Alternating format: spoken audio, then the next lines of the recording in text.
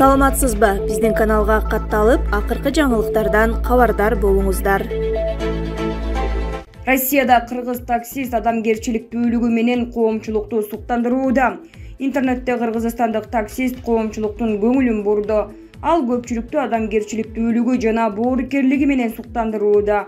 Видеодо көрүнүп тургандай, Россиянын Москва шаарында такси кызматында иштеген кыргызстандык жаранга блогер келип таксиге акчасы түгөнүп калганын айтып жардам сурайт.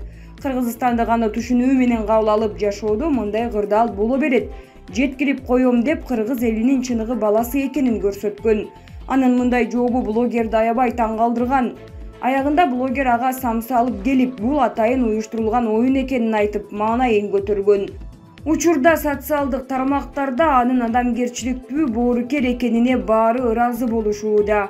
Булак, Бишкек 24 чекит KG.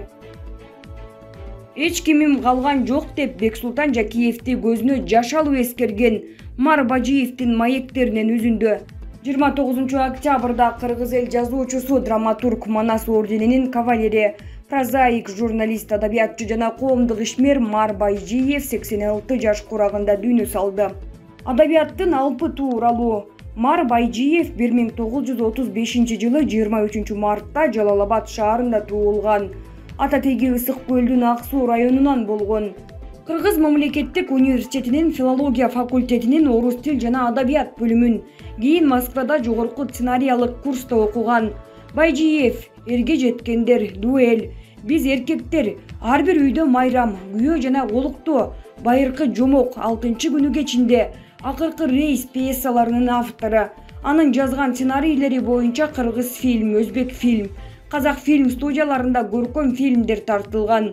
Анын аңгемелеринин мотиви менен СССРдин башка аймактарында кыска метраждуу көркөм фильмдер тартылган. Кыргыз жазуучуларынын чыгармаларын орус тилине которгон.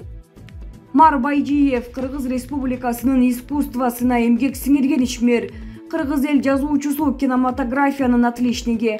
Драматург 2013 жылы Супер KG порталына берген маегинде Мухаммед пайгамбардын 13 аялы болгон.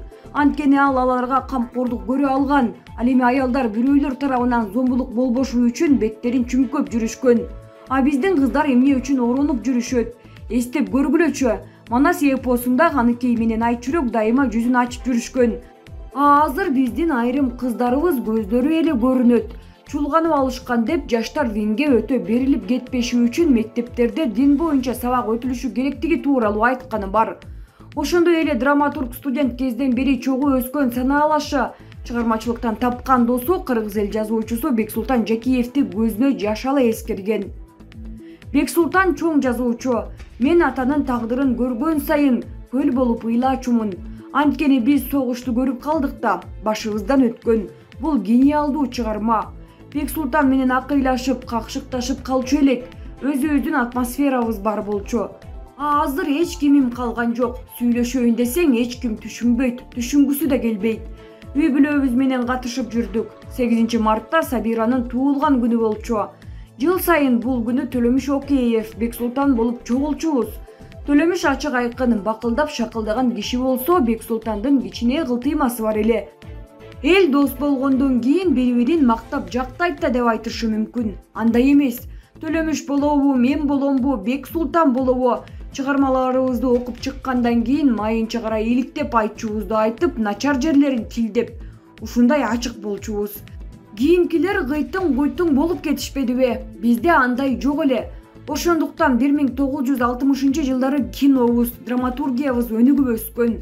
Ал эми Байжиевдин кызы, актриса катары таанымал Айжан Байжиева Суперинфо гезитине берген маегинде: "Атам адилеттүү адам. Ким күнөөлүү болсо, ошону жазалаш керек деп ойлойт. Менин мүнөзүм атамдыкына окшош. Атам дайыма түбүңдү бил, бирок эч качан көп кетпе, жөнөкөй бол дечү" дегени бар. Булак, Супер чекит KG. Кыргыз элинен кечирим сураган орус блогери ак калпак кийип түшкөн сүрөтүн жарыялады. Орусиялык блогер жана футболчу Даниил Крапивников кыргыздын улуттук баш кийим калпагы кийип түшкөн сүрөтүн жарыялады. Эске салсак, буга чейин социалдык тармактарда Крапивниковдун кыргыздын улуттук баш кийими болгон калпакты тепкен видеосу тараган.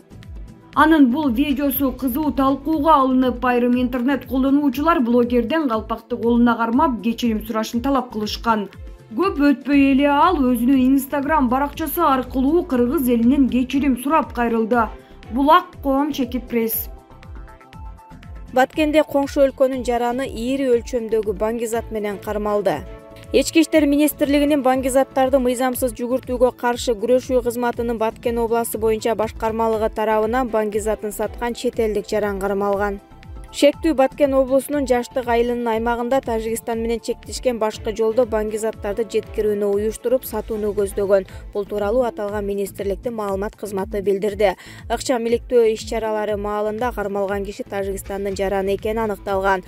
Тинтүү учурунда жанынан 9,5 килограмм салмактагы өзгөчө жыты бар зат табылып алынган. Сотто химиялык экспертиза жүргүзүлүп, алынган зат Ооганстанда өндүрүлгөн наша болуп чыккан. Кармалган жаран Лейлек райондук ички иштер бөлүмүнүн убактылуу кармоочу жайына киргизилип, сотко чейинки өндүрүш уланууда. Кыргызстан маңзат ташылган жолдун боюндагы мамлекет экени айтылып жүрөт. Адистер бул жолду түндүк маршрут деп атап, Ооганстандын героини Тажикстандан Кыргызстан аркылуу тонналап, Орусия менен Европа өлкөлөрүнө жашыруун каналдар аркылуу тарай турганын белгилешет. Булак медиа. Тажикстандын тышкы иштер министри Сироджидин Мухриддин Тажикстандын Кабулдагы талептердин өкмөтүн таануу ниети жок экенин билдирди. Бул тууралуу ал 27 октябрда Тегеранда өткөн Ооганстандын коңшуларынын министрлеринин жыйынында сүйлөп жатып айткан. Тажик дипломаты Ооганстандын жаңы өкмөтү бийликке бүтүндөй элдин, анын ичинде башка этностордун да пикирин эске албай күч менен келгенин белгиледи. Этникалык тажиктер Ооган элинин 46%-ын түзгөндүктөн улам жаңы өкмөттүн курамында орун алышы керек болчу, деди Мухриддин.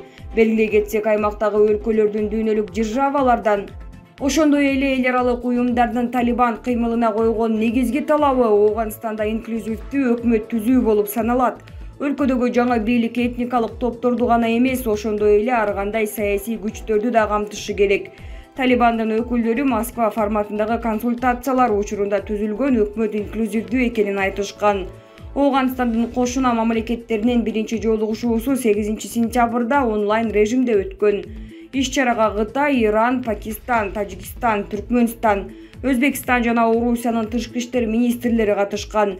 Ал эми экинчи жолугушуу 27 октябрда Ирандын Борбор шаары Тегеранда өткөн. Булак KG чекит, Евразия Today чекит.ру.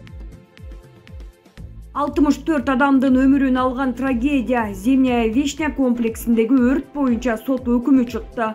2018 жылы 25 мартта Россиянын Кемерово шаарында 4 кабаттуу соода оюн-зоок имаратында өрт чыгып, 64 киши каза тапкан.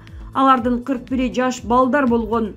Кемерово соту Зимняя Вишня соода борборунда 2018 жылы чыккан өрттөн көз жумган 60 кишинин өлүмү боюнча өкүм чыгарды. Бул тууралуу РИА Новости жазды. Өрт боюнча алгачкы кылмыш иштин бардык фигуранттарын Завод райондук сотунун судьясы Николай Быданцев эркинен ажыратуу боюнча чечим кабыл алды. Алар Кемеровский кондитерский комбинат ЖЧКсынын соода борборунун ээси, башкы директору Юлия Богданова 14 жылга соттолду. Ушул эле ишкананын техникалык директору Георгий Соболев 11 жылга, Зимняя Вишня ЖЧКсынын башкы директору Надежда Суденок 13,5 жылга, кароолчу Сергей Антушин 8 жылга, өрт өчүрүүчү кызматынын 1-отрядынын начальниги Андрей Бурсин 6 жылга, номер 2 өрт өчүрүү жана куткаруу кызматынын начальниги Сергей Генин 5 жылга, системный интегратор компаниясынын жетекчиси Егор Полезненко 6,5 жылга, ошол эле компаниянын өрткө каршы системасынын инженери Александр Никитин 5,5 жылга. Студенок, Соболев, Богданова жана Антюшин коопсуздук талаптарына жооп бербеген кызмат көрсөткөндүгү үчүн, Полезненко менен Никитин өрт коопсуздугун сактабагандыгы үчүн эркинен ажыратылды. Генин жана Бурсин өз ишине адам өлүмүнө алып келгидей шалаакылык кылды деп айыпталды. Эске салсак, 2018 жылы 25 мартта Россиянын Кемерово шаарындагы 4 кабаттуу соода оюн-зоок имаратында өрт чыгып, 64 киши каза болгон. Булак коом чекит пресс.